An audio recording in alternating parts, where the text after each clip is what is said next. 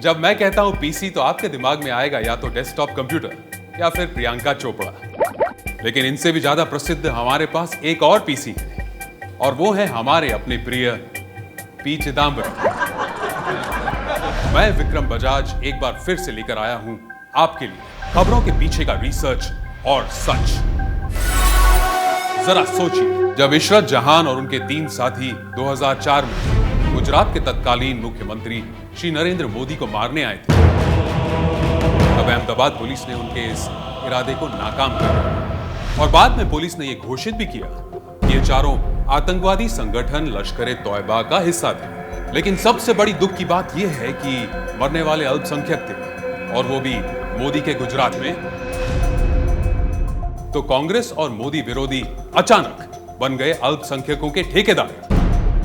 By the way, Congress की सरकार जहां थी उन राज्यों में यह सवाल कभी नहीं उठा कि अल्पसंख्यकों के साथ क्या हुआ, क्यों हुआ, कैसे हुआ। कुछ पुलिस अधिकारियों को गिरफ्तार कर लिया गया, उनका करियर खत्म करने की कोशिश की गई, उन्हें डराने धमकाने के लिए हमारी अपनी नेशनल इन्वेस्टिगेशन एजेंसी का भी उपयोग किया गया। ये तब की बात है जब हमारे पीसी गृह मंत्री थे। उनकी केंद्र सरकार ने एक हलफनामा या एफिडेविट दायर किया जिसमें साफ लिखा था कि मरने वाले आतंकवादी थे। और जानते हैं इस पर साइन किसने किया था? खुद हमारे पीसी साहब ने। पता नहीं क्या हुआ, लेकिन फिर से एक अलग हलफनामा या एफिडेविट दायर किया गया जिसमें साफ लिखा था कि इन मरने वालों को आतंकवादी साबित करने के लिए जो सबूत चाहिए वो काफी नहीं है। और जानते हैं इस पर साइन किसने किया था?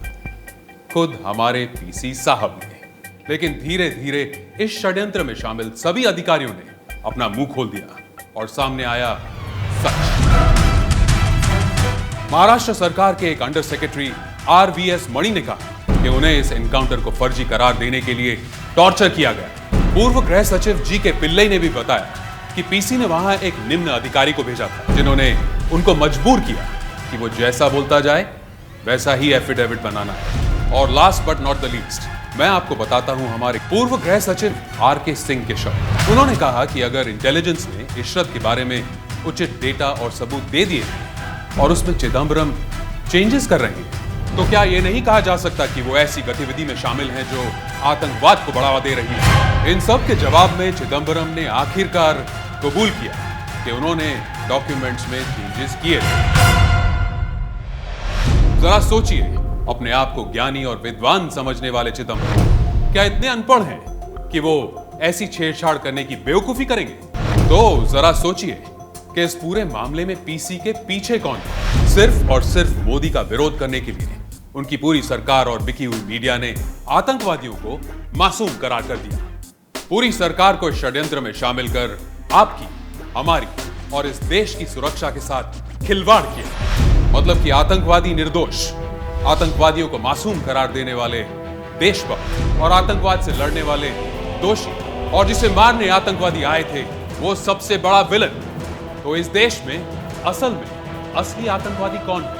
ये जरा सोचिए।